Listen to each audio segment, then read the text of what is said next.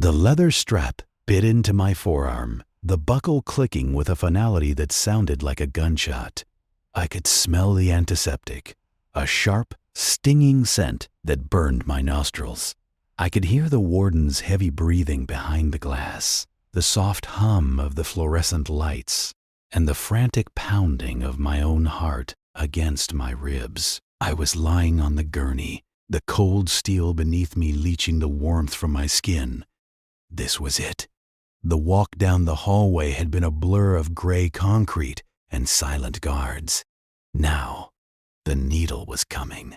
I stared at the ceiling, watching a single fly circle the light fixture. Lucky bastard. It could fly away. I was tethered to the earth by my own mistakes, and a few 100 volts, or a cocktail of poison. Then, the first scream echoed through the chamber. It wasn't a scream of protest. It wasn't a prisoner crying out for mercy. It was a sound of pure, unadulterated primal terror. It was followed by a wet, tearing noise, like someone ripping a heavy leather coat in half. The warden's face, usually a mask of bureaucratic indifference, suddenly contorted. He wasn't looking at me. He was looking at the door behind him. The glass of the observation booth was suddenly sprayed with a fan of dark, viscous red. It happened so fast. One moment the warden was reaching for his radio. The next, he was being slammed against the glass by a shadow.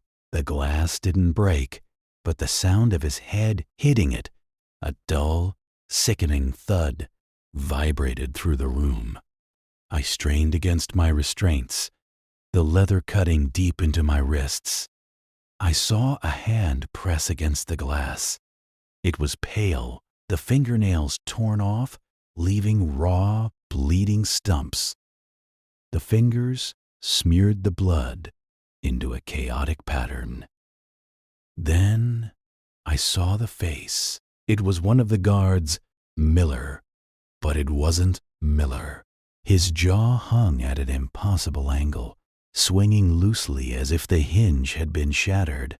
His eyes were milky white, devoid of anything resembling humanity. He began to bite. He sank his teeth into the warden's neck, and the spray hit the glass again, hot and steaming. I was trapped. I was strapped to a table in a room designed for death, while death itself was having a feast 5 feet away. The power flickered. The hum of the machine died, replaced by the sound of heavy footsteps in the hallway, stumbling, dragging steps. The door to the execution chamber groaned. It wasn't locked. Why would it be? The only person inside was supposed to be dead soon. The door swung open slowly. The smell hit me first. It wasn't just the smell of blood. It was the smell of a stagnant pond, of rotting meat left in the sun, of a cavity that had been opened and forgotten. Another guard shuffled in. His uniform was shredded, his chest a cavern of exposed ribs and glistening organs. He didn't look at me at first. He just stood there, his head tilting back and forth, like a bird searching for a worm. My breath hitched. I tried to stay silent, my body trembling so hard the gurney rattled. Every muscle in my body was coiled, screaming to run, to fight, to do anything but lie there like a piece of meat on a butcher's block. The guard turned, those dead, cloudy eyes locked onto mine. A low, guttural growl vibrated in his throat, a sound that felt like sandpaper on my nerves. He took a step, then another. His boots made a sticky, squelching sound on the linoleum. I thrashed. I pulled with everything I had. The skin on my wrists began to tear, the blood acting as a lubricant. My left hand popped free, the thumb dislocating with a sickening crack that I barely felt over the adrenaline. I reached for the buckles on my chest, my fingers fumbling, slick with sweat and my own blood. The thing was inches away now. I could see the gray, sloughing skin on its cheeks. I could see the bits of fabric stuck in its teeth. I got the chest strap loose just as its cold, dead fingers brushed against my throat. I rolled off the gurney, crashing to the floor. The thing lunged, its weight slamming into the metal table where I had been seconds before. I didn't wait. I scrambled toward the door, my legs feeling like lead. The hallway was a corridor of nightmares. The emergency lights had kicked in, bathing everything in a strobing rhythmic red. In every cell, I saw the same thing. Men I had lived alongside for years were being torn apart by things that used to be their captors. Or worse, they were the ones doing the tearing. The noise was a symphony of the damned, screams, growls, and the constant rhythmic banging of metal doors. I ran past the block, my bare feet hitting the cold concrete. I didn't have a plan. I didn't have a weapon.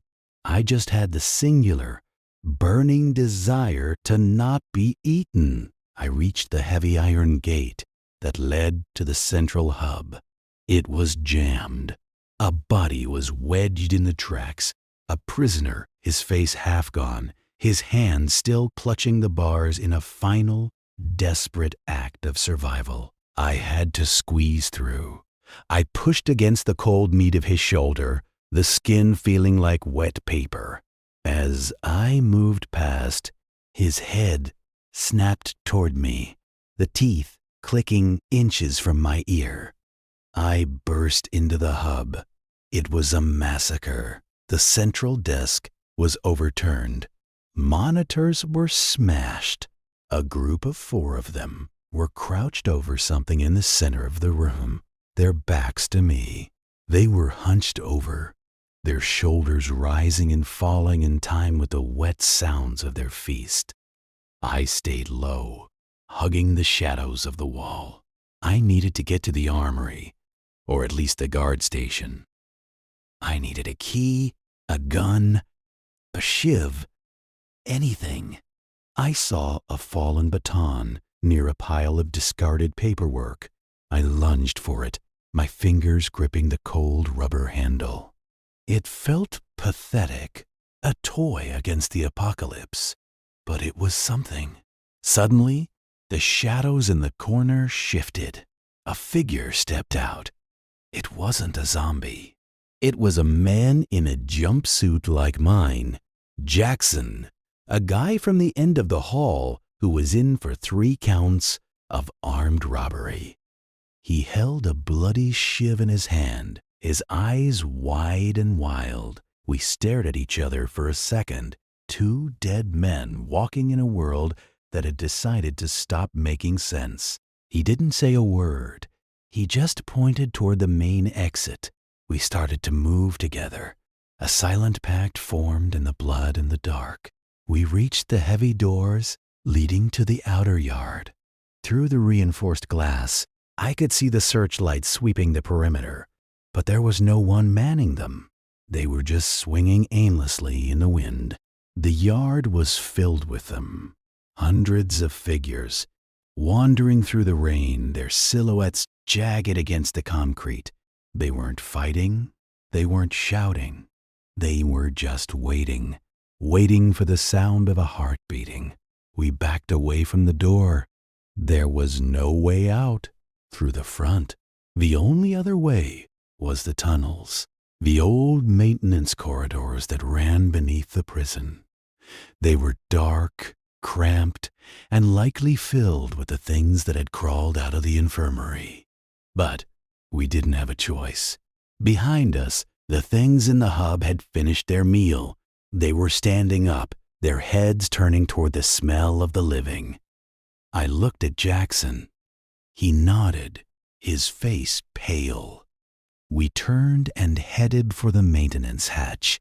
Every step felt like a gamble. Every shadow seemed to reach out for us. The air was getting thicker, the smell of decay becoming a physical weight. I thought about the needle. I thought about how I was supposed to be dead by now. The universe had given me a reprieve, but it was the most twisted mercy I could imagine. I wasn't an inmate anymore. I wasn't a murderer or a victim. I was just prey, and the hunters were everywhere. We reached the hatch and pulled it open. A gust of cold, damp air hit us, carrying the scent of grease and old rot. I looked back one last time. The hallway was filled with them now. A sea of gray skin and orange jumpsuits, moving toward us with a singular, terrifying purpose. We dropped into the dark, and as I pulled the hatch shut, I heard the first of them slam against the metal above us. The darkness was absolute. I could only hear Jackson's heavy breathing and the drip of water somewhere deep in the guts of the prison. We began to crawl. The tunnel was barely 3 feet wide, the walls slick with condensation. My dislocated thumb screamed in protest with every movement, but I didn't stop. I couldn't stop. If I stayed still, the silence would swallow me. If I stayed still, I would start to think about the people I had hurt to get here. I would start to think that maybe I deserved this. We crawled for what felt like hours. My knees were raw, bleeding into the grime of the floor. Finally, the tunnel opened up into a larger junction. A faint, flickering light came from a broken bulb overhead. I stood up, my back popping as I straightened. Jackson was right behind me, but he looked worse. A long scratch ran down his arm, the edges already turning a bruised, sickly purple. He saw me looking. He covered it with his hand, his eyes pleading. We didn't talk about it. There was no point. We moved toward a heavy steel door, marked Exit to Sector 4. I pressed my ear against the metal. Silence, or at least the kind of silence that feels heavy. I pushed the door open an inch. It led to the laundry facility. Rows of massive industrial washers stood like silent sentinels in the gloom. Steam still rose from one of them, filling the room with a ghostly mist. We slipped inside. The floor was covered in wet clothes, scattered like discarded skins. I saw a movement near the back. A figure was draped over a folding table. It wasn't moving. We crept past. Our breath held. As we reached the far side, the figure groaned. It wasn't a zombie. It was a young guard, maybe 19 years old. His leg was trapped under a fallen rack of uniforms. He looked up at us, his eyes glassy with shock. He didn't see the jumpsuits. He just saw people. He reached out a hand, his voice a broken whisper, asking for help. Jackson stopped. He looked at the guard, then at his own arm, then at the door.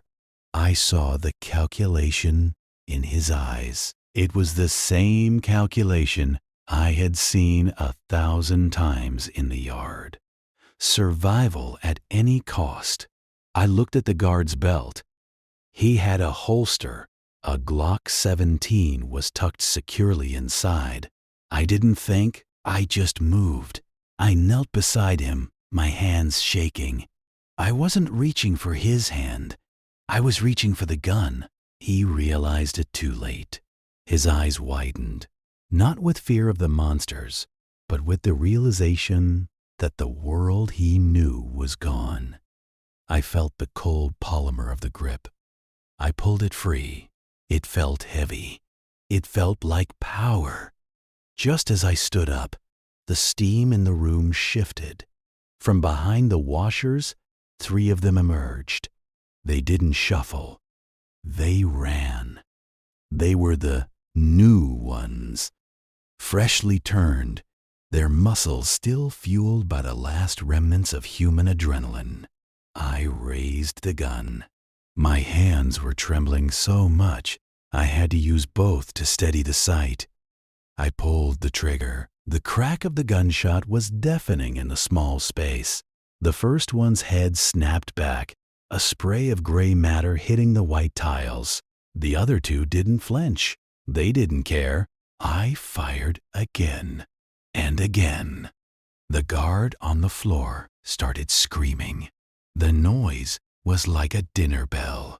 I grabbed Jackson by the collar and pulled him toward the loading dock door. We burst out into the night air. The rain was coming down in sheets now, cold and cleansing, but it couldn't wash away the smell. We were in the outer perimeter, between the two fences. The gates were locked, the razor wire glinting in the moonlight.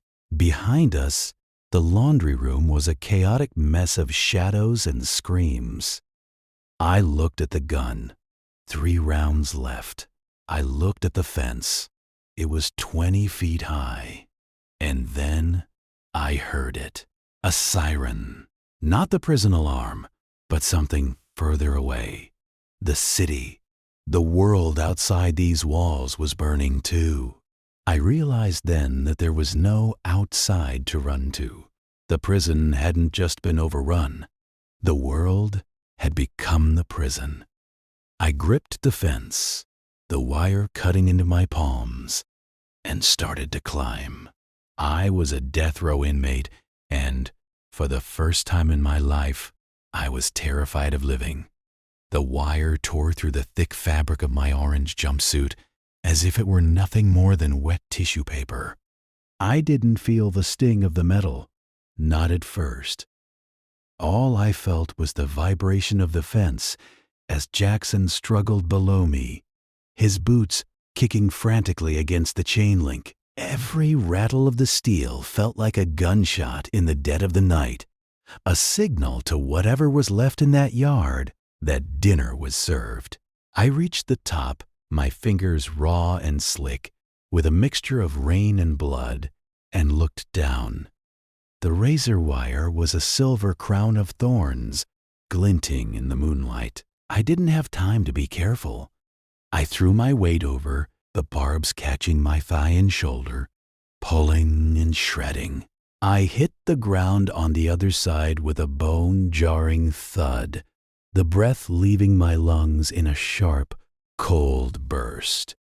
I didn't wait for it to come back. I scrambled to my feet, my eyes locked on the dark line of trees beyond the second perimeter. Jackson tumbled down a second later, landing in a heap of tangled limbs. He let out a choked cry, but I was on him in an instant. My hand clamped over his mouth.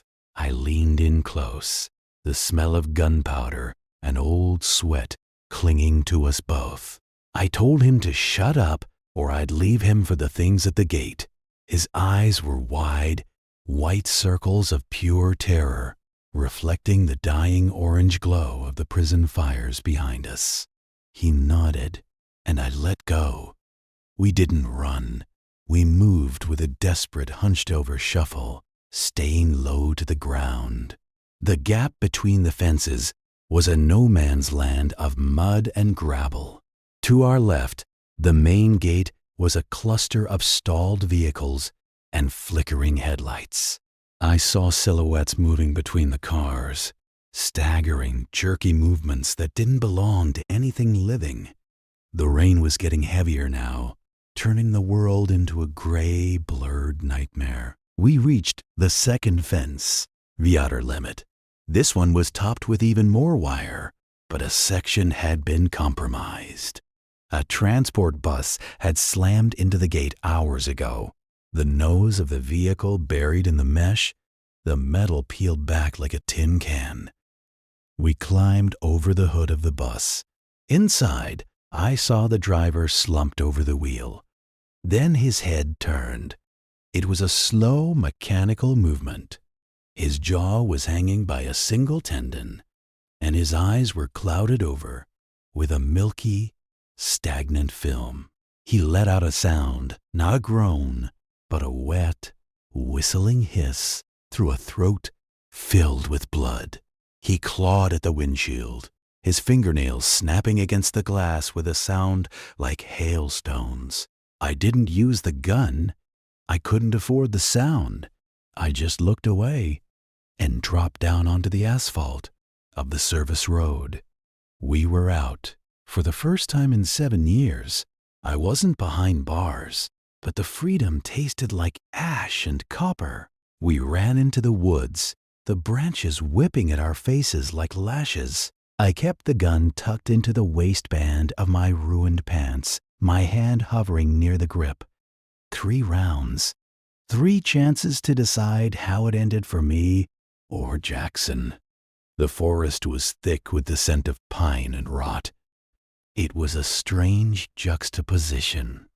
The fresh, wild smell of the earth being choked out by the stench of the dead.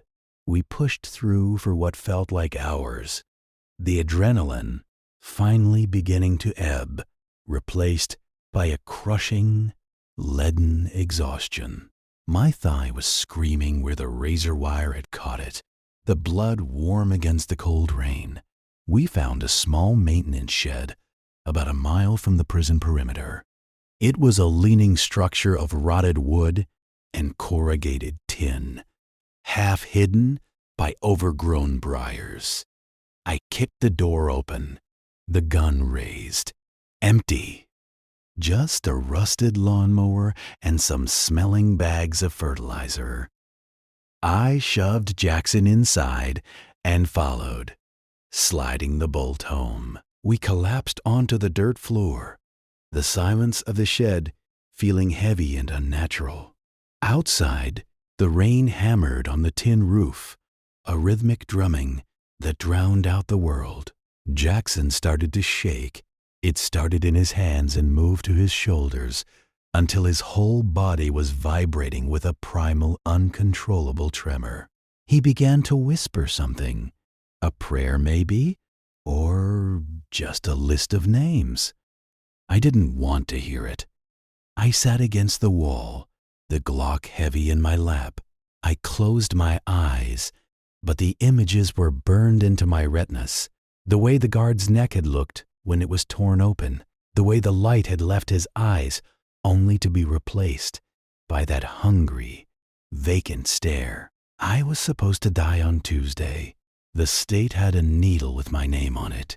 I had spent years reconciling with the end, preparing for that quiet, sterile room. Now, the world had decided to join me in the grave, but it was doing it with teeth and claws. It was an irony that made me want to laugh until my lungs gave out. I reached into my pocket and pulled out a crumpled pack of cigarettes I'd lifted from the laundry room office. They were damp, but I managed to find one that wasn't ruined. I didn't have a lighter. I just chewed on the unlit tobacco, the bitterness a small comfort. Jackson finally spoke, his voice cracking. He asked me what we were going to do. He asked if there was a camp, a safe zone, somewhere the military had set up. I looked at him, and for a second, I felt a flicker of something like pity. He was 24, a kid who'd made a mistake with a stolen car and a panicked flight. He didn't belong on death row, and he certainly didn't belong in this new world. I told him there was no one coming. I told him the sirens we heard weren't rescue. They were the sound of the world screaming as it died. I told him our only goal was to find water and a weapon that didn't run out of bullets. He went quiet then, the reality of it sinking in like a stone in a well. As the dawn began to bleed, a pale, sickly light through the cracks in the shed walls. I stood up. My leg had stiffened, the wound matted with dried blood and fabric. I found a gallon jug of old antifreeze in the corner, dumped it out, and rinsed it with rainwater from a leak in the roof. It tasted like chemicals and grit, but it was wet. I gave some to Jackson, then checked the perimeter through a knothole in the wood. The woods were gray and misty. About 50 yards away, I saw one of them. It was wearing a tattered suit, one arm dragging behind it at an impossible angle. It wasn't searching, it was just existing, waiting for a sound, a smell, a heartbeat. I realized then that the silence was our greatest enemy. In the prison, the noise was constant. The yelling, the clanging of gates, the hum of the fans. Out here, the silence was a vacuum, and any sound we made would be like a flare in the dark.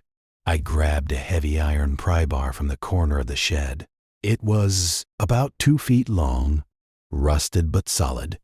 I handed it to Jackson. I told him to use the flat end to bash the skull, not to swing wide, but to drive it home like he was hammering a nail. He took it with trembling hands, his knuckles white. We left the shed as the sun climbed higher, though it stayed hidden behind a thick, bruised layer of clouds. We moved toward the highway, hoping to find a vehicle that still had life in it. The farther we got from the prison, the more the scale of the disaster became apparent. We crossed a small bridge over a creek. The water was choked with bodies. Some were bloated and still, others were thrashing feebly in the current, caught on the rocks. The smell was a physical weight, a thick, cloying miasma of decomposition that seemed to coat the back of my throat. We found the highway an hour later. It was a parking lot of the damned. Thousands of cars were backed up as far as the eye could see, doors flung open, luggage scattered across the asphalt. It looked like a giant had toyed with the traffic and then walked away in disgust. There were bodies everywhere, but they weren't all dead. Some were strapped into their car seats, snapping at the air as we passed. Others were huddled under trailers, their eyes following our movement with a dull, predatory intensity. We moved through the graveyard of steel, scavenging where we could. I found a half-eaten bag of stale pretzels in a minivan and a pair of sturdy hiking boots in the trunk of a sedan. I swapped my prison slippers for the boots, the fit tight and reassuring. Jackson found a leather jacket that was too big for him, but he put it on anyway, huddling into the collar. We were looking for a truck, something with clearance and a full tank. We found a Ford F-150, the driver's side window smashed but the keys still in the ignition. I told Jackson to keep watch while I checked the fuel. As I leaned into the cab, the smell hit me. Sour milk and old blood. I looked in the back seat and froze. There was a car seat, and inside it, a small bundle wrapped in a pink blanket. It wasn't moving. I reached back, my hand shaking, and pulled the blanket aside. The small face that looked back at me was gray, the tiny mouth open in a silent, eternal wail. The eyes were those same milky orbs. It didn't move, didn't growl. It just stared. I backed out of the truck, my stomach turning. Jackson asked what was wrong. I didn't answer. I just told him to keep moving. We couldn't take the truck. I couldn't sit in that seat. We kept walking, the highway stretching out like a long gray ribbon of despair. The scarcity of everything was starting to hit home. My stomach was a knot of fire, and my throat felt like it was lined with sandpaper. We needed more than pretzels and rainwater. We needed a plan. But how do you plan for the end of everything? I was a man who had lived by a schedule for years. 6 a.m. wake up, 7 a.m. breakfast, 1 hour of yard time, then the cell. The structure had been my cage, but it had also been my reality. Now, the only clock was the sun, and the only rule was to keep moving. By mid-afternoon, we reached a suburban sprawl on the outskirts of the city. The houses were beautiful, the kind of places I used to dream about before I took the lives that landed me on the row. Manicured lawns, 2-car garages, swing sets in the back. Now, the lawns were overgrown, and the swing sets were rusted. We moved from house to house, looking for supplies. Most had been looted, the front doors kicked in, the interiors tossed in a frantic search for food or keys. In a small ranch-style house, I found a kitchen that looked almost untouched. I found canned peaches, a box of crackers, and a jar of peanut butter. I ate the peaches with my hands, the syrup running down my chin, the sweetness so intense it made my teeth ache. Jackson was gorging himself on the crackers, his eyes darting toward the windows every few seconds. He was falling apart, the stress of the outside more than his mind could handle. I realized I was the one holding him together, the killer leading the thief through the valley of the shadow of death. It was a role I hadn't asked for, but one I couldn't shed. I needed him too, though I didn't want to admit it. I needed another pair of eyes, another body to distract the things in the dark. We were interrupted by a sound, a low, rhythmic thumping from the basement. I froze, the peanut butter jar in one hand and the Glock in the other. I signaled for Jackson to stay quiet. The thumping continued, followed by a muffled scratching sound. It wasn't the sound of one of the eaters. It was too deliberate, too rhythmic. I walked to the basement door and listened. A voice, thin and reedy, was calling out, "Is someone there? Please, please help." I looked at Jackson. He wanted to open it. I could see the hope in his face, the desperate need for human contact that wasn't a threat. I shook my head. I'd spent enough time around predators to know that a trapped animal is the most dangerous kind. But the voice continued, crying out for a daughter, for water, for mercy. Jackson stepped forward before I could stop him. He unlatched the door and pulled it open. A man stumbled out, his face covered in soot, his clothes scorched. He wasn't turned, but he was dying. A massive piece of rebar was impaled through his side, the wound dark and weeping. He fell to his knees, gasping. He told us there was a group, a militia, just a few miles east at the high school. They had food, he said. They had guns. They were building a wall. He died 5 minutes later, his hand clutching Jackson's sleeve. I didn't feel anything. No grief, no pity, just a cold, calculating curiosity. A wall. A group. It sounded like another prison. But maybe this time, the walls were meant to keep the monsters out instead of keeping them in. I looked at the man's body, then at the blood on Jackson's hands. We had a destination now, but as we stepped back out into the fading light, the sirens began again, closer this time. And then, from the end of the street, I heard it, the sound of 100 feet shuffling on the pavement, a collective, low-frequency moan that seemed to vibrate in my very marrow. They were coming. A herd, a tide, a sea of the restless dead. I looked at the gun. 2 rounds left.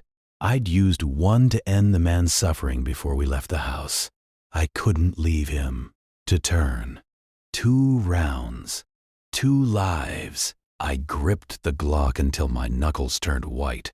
I was a death row inmate, a man whose life had been forfeit a long time ago. The world was burning, the dead were walking, and the only thing I knew for sure was that I wasn't going to die in a cage. I looked at Jackson, who was staring at the horizon of approaching shadows. "Run," I said, the word a low growl in the darkening air. And we ran. Not as free men, but as ghosts, haunting a world that no longer had a place for the living. The psychological weight of the journey was beginning to settle in. A heavy fog that clouded my thoughts. Every shadow looked like a lunging figure. Every rustle of wind sounded like a dying breath. I found myself thinking about the man I killed to get on death row. I wondered if he was out here too, wandering the streets looking for the man who had stolen his life. I wondered if, in this new world, my crime even mattered anymore. When everyone is a killer or a victim, does the concept of justice even exist? We reached the high school as the first stars began to poke through the clouds. It was a massive brick fortress, the windows boarded up with plywood, the perimeter reinforced with school buses and chain-link fencing. There were guards on the roof, their silhouettes sharp against the moon. They had spotlights, real ones, powered by a generator that hummed like a heartbeat in the silence. We approached with our hands up, the pry bar and the gun tucked away. I didn't want to be shot before I could explain we weren't the enemy. A voice boomed from a megaphone, telling us to stop. The light blinded me, a white-hot glare that felt like a physical force. I shouted that we were survivors, that we had information. I didn't mention the prison. I didn't mention the orange fabric still clinging to my legs. The gate, a gap between two buses, opened just enough for us to slip through.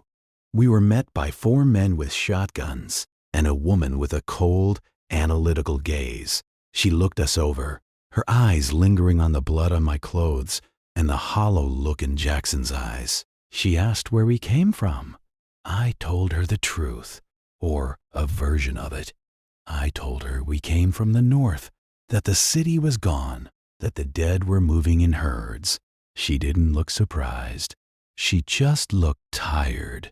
She told a guard to take us to the processing area. It was the gym. The floor was covered in sleeping bags and cots, the air thick with the smell of unwashed bodies and fear. There were hundreds of people here, families, old men, crying children. It was a sanctuary, but it felt like a holding cell. I sat on a thin mat, my back against the bleachers. Jackson was already asleep, his body finally giving out. I stayed awake, my hand resting on the hidden gun in my waistband. I looked around at the faces of the survivors. They were waiting for someone to tell them it was over. They were waiting for the world to go back to the way it was. But I knew better. I had seen the look in the eyes of the dead. I had seen the way the world had folded in on itself. There was no going back. The prison hadn't just been a building. It was a state of being. And as I watched the shadows flicker on the gym walls, I realized that I hadn't escaped death row. I had just traded a small cell for a larger one, and the executioner was no longer waiting in a room with a needle. He was everywhere. He was the hunger in my stomach, the cold in my bones, and the shuffling horror waiting outside the walls. I closed my eyes, but sleep didn't come. I just waited for the morning, for the next fight, for the next reason to stay alive in a world that was already dead. I was a death row inmate, and the execution had been stayed, but the sentence was life, and life was the hardest punishment of all.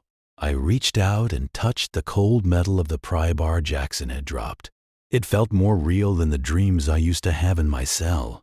The tension in the room was a living thing, a coiled spring, ready to snap. Somewhere in the gym, a child started to cry, a high, thin sound that cut through the low murmur of the crowd. It was a sound of life, but in this place, it felt like a target. I knew then that the walls of the school wouldn't hold forever.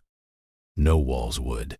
The world was theirs now, and we were just the leftovers. I gripped the Glock one last time, feeling the 2 rounds rattle in the magazine. 2 rounds, one for the first thing that tried to take me, and one for the man in the mirror. But for now, I would wait. I would survive. Because if I had learned anything on death row, it was how to wait for the end. And the end was only just beginning. The crying didn't stop. It only changed pitch, turning from a soft whimper into a jagged, rhythmic keening that vibrated against the cinder block walls. It was the kind of sound that would have gotten a man killed in the block. Distraction was a death sentence when the shivs were out. And here, in the hollowed-out ribs of a high school gymnasium, it felt even more dangerous. I looked at Jackson. He was staring at the pry bar I'd just claimed, his eyes wide and glassy, reflecting the flickering overhead fluorescence that hummed with a dying electricity.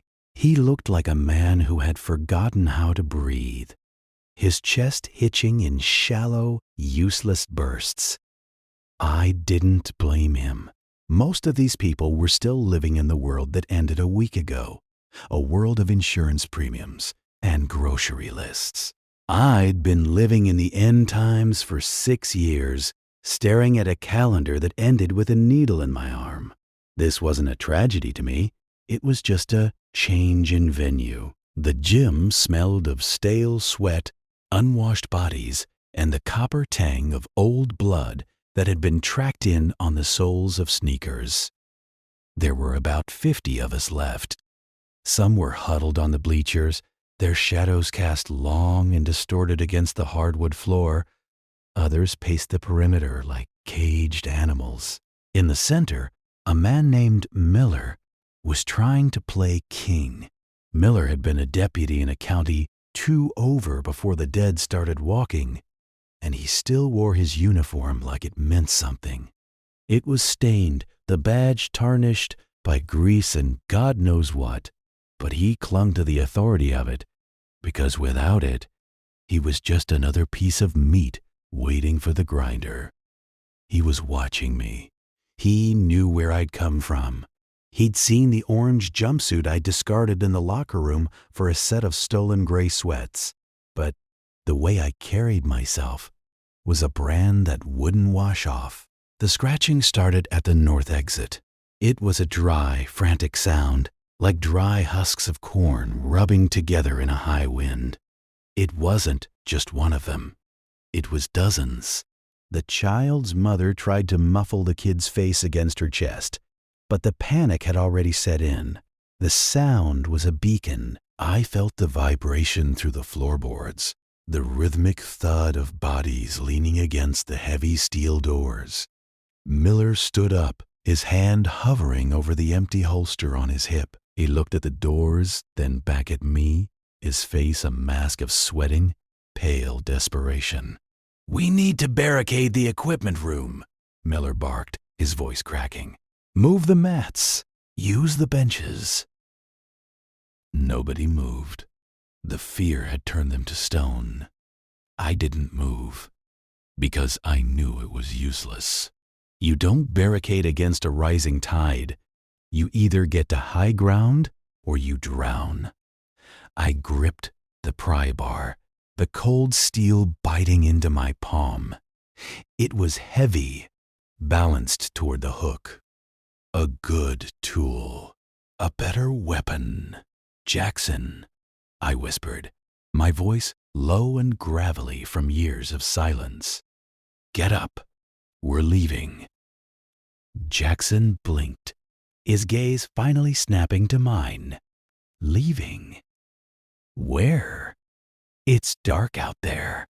We can't go out there.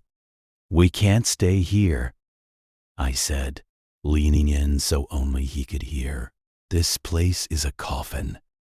Miller's going to get us all killed, trying to play soldier. Look at the windows."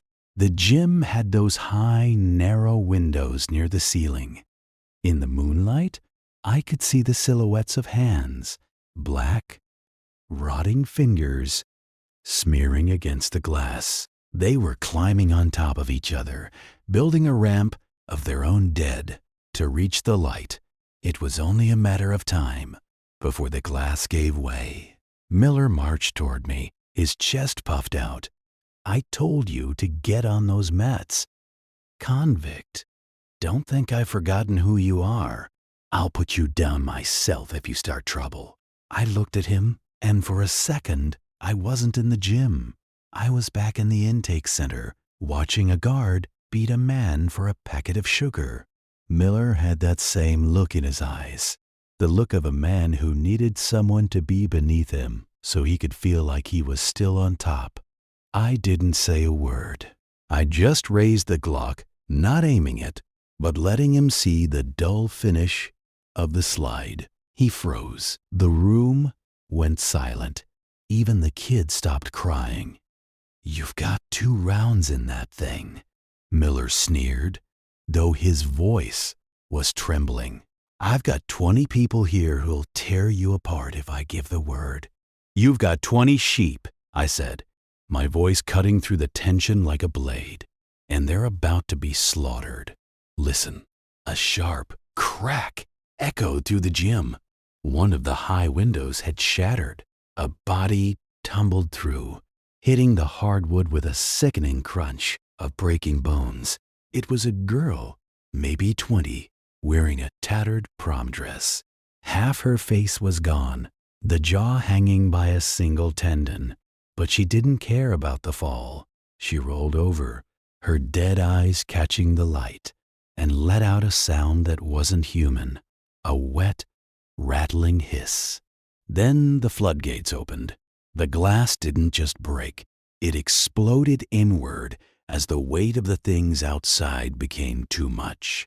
They fell like rain, 3, 5, 10 of them, hitting the floor and immediately scrambling toward the nearest heat. The screaming started then, a wall of sound that made my ears ring. Miller turned, his face white, and instead of leading, he ran. He didn't run toward the threat. He ran toward the back office, the one place with a reinforced door. "Jackson, move!" I yelled. I grabbed Jackson by the collar and hauled him toward the locker room entrance. A thing in a tattered suit lunged at us, its fingers hooked like talons. I didn't use the gun. I swung the pry bar in a short, brutal arc. The curved end caught the thing in the temple, and there was a sensation of resistance followed by a sudden give as the steel pierced the skull.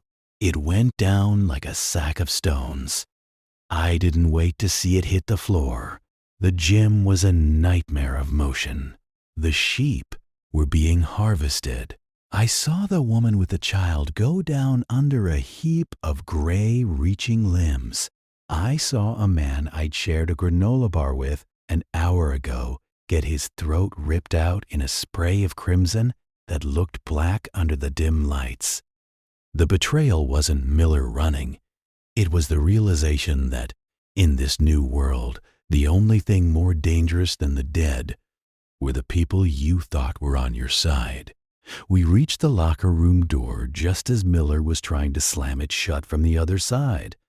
He'd made it into the small hallway that led to the athletic offices. He saw us, saw the desperation in Jackson's eyes, and he didn't hesitate. He kicked the door, trying to latch the deadbolt. "No! Miller, wait!" Jackson screamed, reaching out a hand. Miller's eyes were frantic. "Feral, there's not enough room. You'll lead them right to me." He slammed the door on Jackson's fingers, a sickening snap of bone, followed by a howl of agony. Jackson fell back, clutching his hand, his face contorted in a mask of pure shock. The man who was supposed to be the law had just sacrificed a kid to buy himself 5 seconds of breathing room. I didn't have time to feel rage. I just had time to act. I grabbed Jackson by his jacket and dragged him behind a row of heavy steel lockers, just as the first wave of the dead swarmed into the locker room. They were fast, faster than they had any right to be, driven by a hunger that never ended. I shoved Jackson into a narrow gap between the lockers and the wall, pressing my body against his to keep him quiet. "Quiet," I hissed into his ear. "If you scream, we're done." He was sobbing, his mangled fingers leaking blood onto my shirt, but he bit down on his lip until it bled, nodding frantically. We watched through the slats of the lockers as the things drifted past.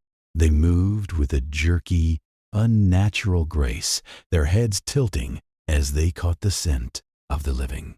The sounds from the gym were fading now, replaced by the wet, rhythmic sounds of tearing and chewing. Then I heard Miller. He was in the office just 20 feet away, but the walls were thin. He was shouting into a dead radio, his voice rising in a panicked crescendo. "Base! This is Deputy Miller! I have a breach. I have multiple casualties. Respond!" His voice was like a dinner bell. The dead in the locker room stopped. They turned as one toward the office door. I felt Jackson tremble against me. The things began to throw themselves at the office door, the wood groaning under the impact. "Help me!" Miller screamed, his bravado gone, replaced by the primal terror of a trapped rat. "Someone help me!" I looked at the Glock in my hand. 2 rounds. I could shoot the lock on the door, let Miller out into the swarm, and use the distraction to get us to the rear exit. It would be easy. It would be justice for Jackson's hand. But then I looked at Jackson. His eyes were wide, filled with a horror that went beyond the monsters in the room. He was watching me, seeing the predator I had become. If I did that, I was no better than the people who had put me on death row. "Stay here," I whispered. I stepped out from behind the lockers. The dead were clustered at the office door, their backs to me. I took the pry bar in my left hand and the Glock in my right. I didn't aim for the dead. I aimed for the fire alarm on the far wall. Crack! The sound of the shot was deafening in the cramped space. The bullet shattered the red plastic casing of the alarm, and a second later, a high-pitched, piercing strobe and siren erupted. It was a sensory assault. The dead shrieked, their sensitive ears overwhelmed by the noise. They spun away from the door, confused, their prey drive short-circuiting. "Now!" I roared over the siren.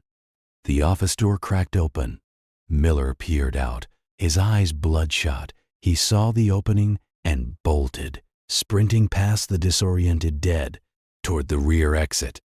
He didn't look back. He didn't look at me. He just ran, a coward to the very end. "Jackson, go!" My lungs burned with the smell of ozone and rot. We burst through the rear exit into the cold night air.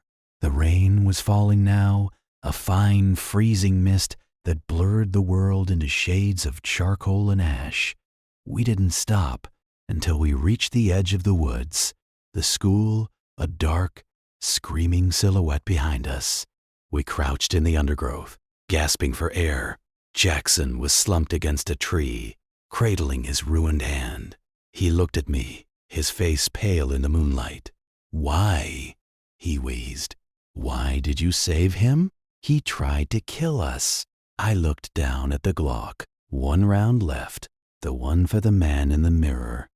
"I didn't save him for him," I said, the words feeling heavy in my mouth. I did it so I could remember what it felt like to choose. Jackson didn't understand. He couldn't. He hadn't spent years waiting for a choice to be made for him. But as I looked back at the school, I saw the shadows moving behind the windows.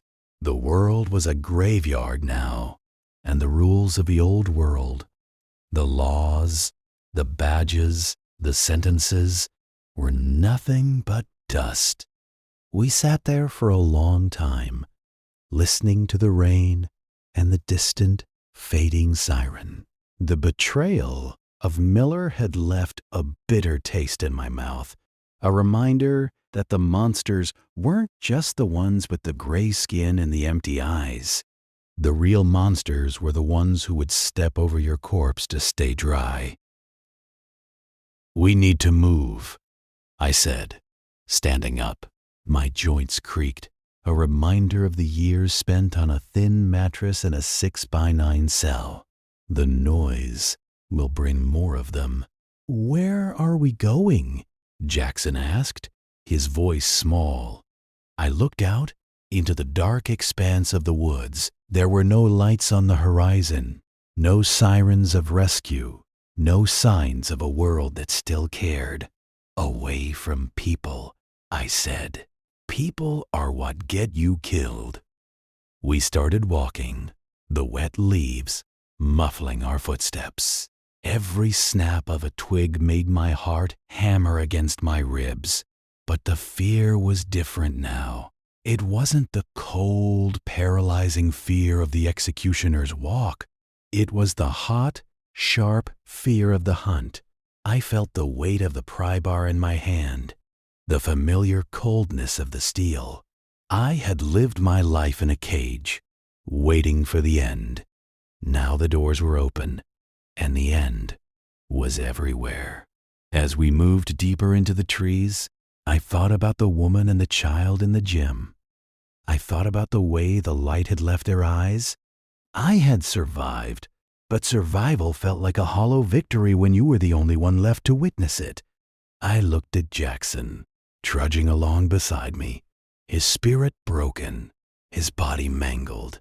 He was my responsibility now, not because I wanted him to be, but because in a world of ghosts, he was the only thing that made me feel like I was still among the living. We came to a ridge overlooking the highway.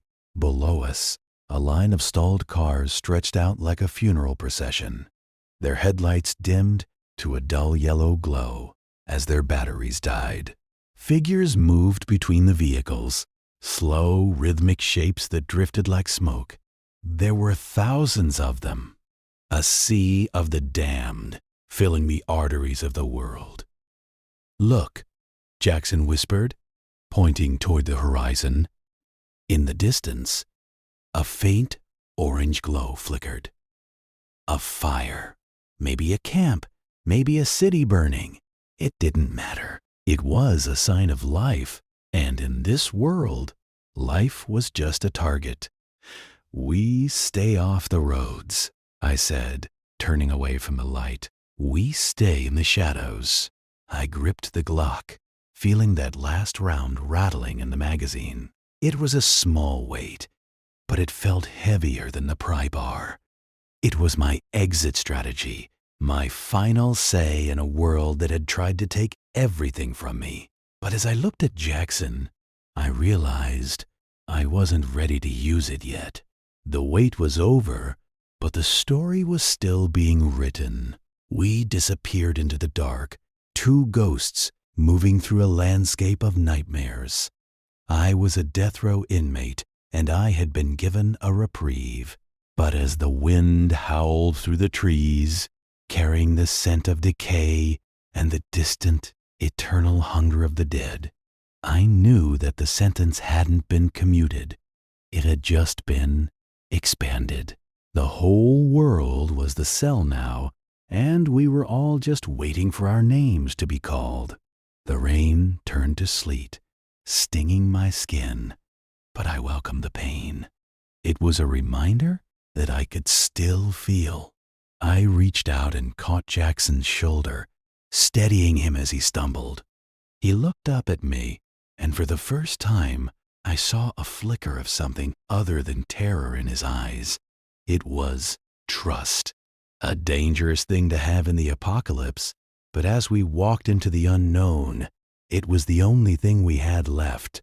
The walls were gone, the laws were dead, and the dead were walking. But I was still here, And for a man who had been scheduled to die, that was enough. For now, the hunt was on, and I was no longer the one in the cage. I was the one with the steel in my hand and the fire in my gut, and I would keep moving until the last light went out. Because if Death Row had taught me anything, it was that the end only comes when you stop fighting. And I had only just begun to fight. The sleet turned to a heavy, wet snow that clung to the filth on my brow, a cold baptism I hadn't asked for, but desperately needed. Jackson was shivering, his breath coming in ragged, shallow puffs of white steam that looked like ghosts escaping his mouth. I didn't tell him that ghosts were the only things we had left. I didn't tell him that the world we were walking into was just a larger version of the exercise yard, only there were no guards to blow the whistle when the shivs came out. We cleared the perimeter of the prison, the high-tension wires humming a dead song in the wind, and struck out into the skeletal remains of the woods. Every crack of a frozen branch sounded like a gunshot, a reminder of the warden's rifle. But the only thing following us was the silence of the damned. For 3 hours, we didn't speak. We didn't have to. The rhythm of our boots on the frozen earth was a conversation in itself. A desperate, rhythmic pulse of, not dead yet, not dead yet. We eventually hit a secondary road. The asphalt cracked and buckled, as if the earth were trying to heave the human stain off its surface. Abandoned cars sat like rusted monuments to a civilization that had run out of gas and time. I kept my hand on the heavy iron bar I'd taken from the gatehouse, my knuckles white and raw. Jackson found a discarded hunting knife in the footwell of a stalled sedan, and though his hands shook as he gripped it, he didn't let go. He was learning. The first rule of the New World was that nothing stays yours unless you're willing to kill for it, a rule I had mastered long before the dead started walking. As the gray light of morning began to bleed through the clouds, we reached a small town that looked like it had been chewed up and spat out. The main street was a graveyard of shattered glass and tattered flags. A grocery store stood with its doors yawning wide, its interior a cavern of shadow. I smelled them before I saw them. That cloying, sweet rot that sticks to the back of your throat and refuses to be washed away. They were huddled in the doorway of a pharmacy. 3 of them, their movements listless and jerky. One was wearing a tattered suit, his tie snagged on a piece of jagged metal, keeping him tethered to his former life, even as he tried to lunge toward us. I didn't feel pity. I didn't feel fear. I felt a cold, clinical clarity. I stepped forward, the iron bar swinging in a low arc that felt like justice. The impact was wet and heavy, a dull thud that vibrated up my arms. The man in the suit went down, his skull collapsing like a rotted pumpkin. The other 2 followed, and I realized with a grim sort of humor that I was finally doing the job the state had wanted to do to me. I was an executioner, but there were no witnesses here, no families crying in the gallery, no priest offering last rites. There was just the wind and the sound of Jackson retching behind me. I wiped the gore from the bar on the dead man's lapel and looked at the kid. I told him to get used to the smell, because the whole world was a morgue now. We spent the next few days moving in a blur of survival. We scavenged canned peaches from a pantry where a family had died in their sleep, their bodies untouched by the virus but broken by their own hands. It was a mercy I couldn't understand. Why give up when the universe finally stopped pretending to have rules? I found an old leather jacket in a closet and swapped it for my prison denim. It felt like shedding skin. We found a map in a gas station, and I traced a line toward the mountains, toward the places where the air was too thin for the rot to settle.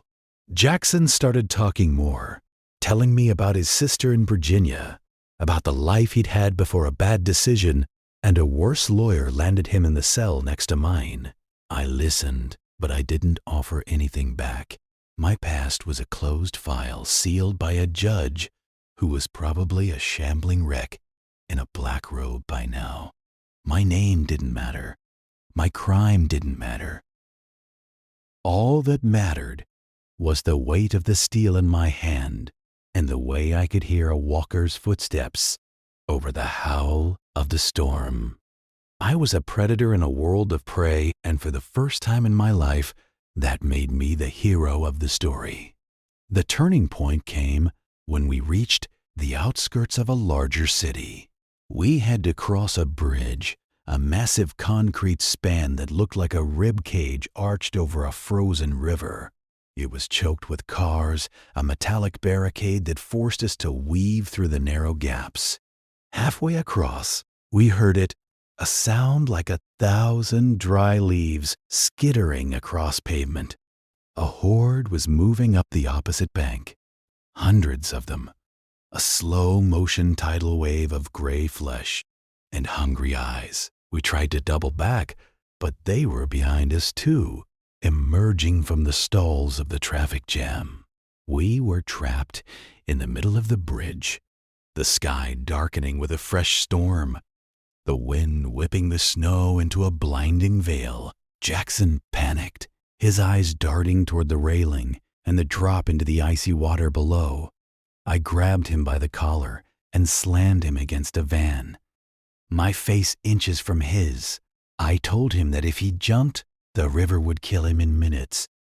But if he stayed with me, I'd give him a fighting chance to see the sun again. I saw the terror break, replaced by a desperate, jagged sort of hope. We climbed onto the roof of a transit bus, the highest point we could find, and waited for the wave to hit. They swarmed the bus, their fingers scratching against the metal like rain on a tin roof. The sound was maddening, a constant, rhythmic scraping that felt like it was peeling the skin off my brain. I stood at the edge of the roof, the iron bar held tight, and Jackson stood at my back with his knife. For hours we fought. Every time a hand reached over the ledge, I crushed it. Every time a head appeared, I buried the steel in it. I lost track of time.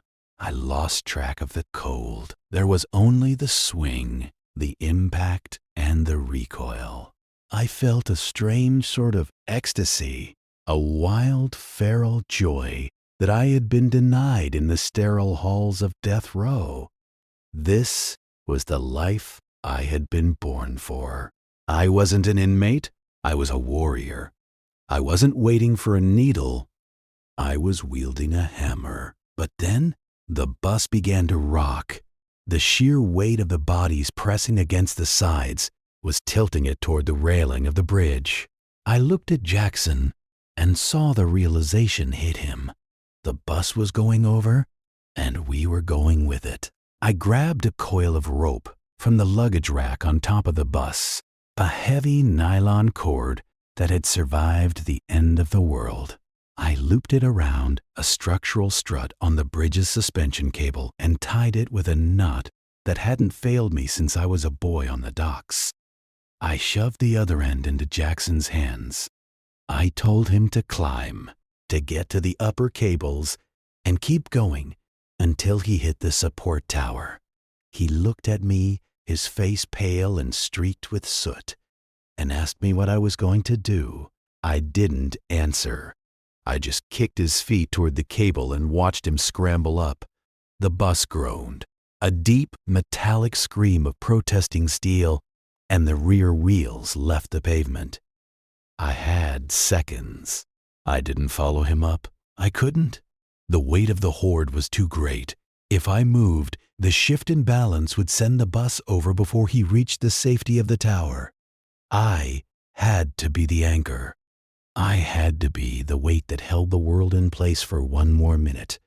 As the bus tipped further, hanging precariously over the abyss, I looked down into the sea of reaching hands. I saw faces I recognized. Not people I knew, but types of people. The bullies, the cowards, the indifferent. They were all the same now. I felt a peace I hadn't known in decades. My sentence was finally being carried out, but it wasn't on their terms. It was on mine. I reached into my pocket and pulled out a cigarette I'd been saving. A crumpled, dry thing I'd found in a dead man's pocket. I lit it, the flame flickering in the wind, and took a long, slow drag. The smoke tasted like home. Jackson was shouting something from the cables above, his voice lost in the roar of the wind. But I didn't look up. I didn't want him to see me as a prisoner anymore. I wanted him to see me as the man who opened the door. The bus gave way with a final echoing snap. For a moment, there was the sensation of weightlessness, a terrifying, beautiful freedom. I saw the bridge recede, the sky opening up, the snow falling like confetti. I hit the water not with a splash, but with a shock that stopped my heart. The cold was absolute. It was a darkness deeper than any solitary confinement cell, a silence more profound than any graveyard. I felt the current pull me down, the heavy iron bar still clutched in my hand, dragging me toward the riverbed. I didn't let go. Even in the end, I held on to my steel. But then, something strange happened. As the light faded and the air left my lungs, I didn't feel the panic I expected. I felt a warmth. I saw the faces of the people I had hurt, the people I had lost, and for the first time, they weren't screaming. They were just waiting. I realized then that death wasn't a punishment. It was just the final gate, and I had the key. But the river wasn't done with me. A jagged piece of the bus's wreckage, a twisted hunk of metal caught in the current, snagged my leather jacket and hauled me toward the surface like a hooked fish. I breached the water several hundred yards downstream, coughing up ice and bile, my lungs screaming in the sudden intake of frozen air. I clawed my way onto a sandbar, my fingers digging into the frozen silt. I was miles from the bridge. I was alone. I lay there for a long time, watching the snow fall on the dark water, wondering why the universe wouldn't let me go. I thought of Jackson, hopefully safe on the high cables, moving toward a life I would never see. I had saved him. I, a man the world had judged worthless, had bought a future for someone else. The irony was a bitter medicine, but I swallowed it. I stood up, my limbs heavy as lead, my body a map of bruises and cuts. The iron bar was gone, lost to the river, but my hands were still there. My fire was still there. I looked toward the mountains, the dark silhouettes against the graying sky. The hunt wasn't over. The world was still a cage, but the lock was broken. I started walking, my boots sinking into the fresh snow, leaving a trail that the wind would soon erase. I didn't have a plan. I didn't have a destination. I just had the next step. And the one after that. The apocalypse had stripped away the lies, the laws, and the labels. I wasn't an inmate. I wasn't a killer. I was just a man who refused to stop. The dead could have the cities. They could have the ruins and the rot. I would take the wilderness. I would take the cold and the silence. As long as there was breath in my lungs, the sentence wouldn't be finished. I had survived the chair, the cell, and the end of the world. And as I disappeared into the white curtain of the storm, I knew one thing for certain. The Reaper would have to work a lot harder if he wanted to claim this soul. I was the one who walked away. I was the one who stayed alive. And in a world of the dead, that was the only victory that mattered. The miles bled into days, and the days into a singular, crystalline reality of movement. I found shelter in an old ranger station high in the foothills, a place where the air was so sharp it felt like breathing diamonds. There were no shamblers here, only the tracks of wolves and the sighing of the pines. I spent my time sharpening a new blade from a piece of leaf spring I found in a shed, and I built a fire that burned through the night, a defiant spark in the vast, unfeeling dark. Sometimes I would look out over the valley and see the distant flickers of other fires, other survivors clinging to the edge of the world. I wondered if Jackson was sitting by one of them. I hoped he was telling a story. Not a story of a prisoner, but a story of a man who held the bridge. I didn't need my name to be remembered. I just needed the act to exist. One evening, as the sun dipped below the peaks, painting the snow in shades of violet and gold, I sat on the porch of the station and looked at my hands. They were scarred, weathered, and strong. They had done terrible things, but they had also done the only thing that mattered in the end. They had held on. I realized then that the death row I had lived in wasn't just the prison. It was the life I had led before. A life of bars I'd built for myself long before the state stepped in. The outbreak hadn't been the end. It had been the escape. I was finally free. I leaned back against the rough wood, the cold air settling around me like a shroud I no longer feared. The world was quiet. The dead were far away. And for the first time in my life, I wasn't waiting for the end. I was simply living it. The fire in my gut had settled into a steady, enduring warmth. I closed my eyes, not to sleep, but to listen to the silence of a world that had finally stopped judging me. I was a man who had been scheduled to die, but instead, I had become the only thing that truly lasted, a survivor. And as the last light went out over the horizon, I wasn't afraid. I was ready for whatever the dark had to offer. The fight wasn't over, but the war within me was won. I was a dead man no longer. I was a man who had finally learned how to live, right at the very end of everything. The snow continued to fall, burying the past, burying the blood, and leaving nothing but the white, pristine hope of a new, broken world. And that was enough. That was more than enough.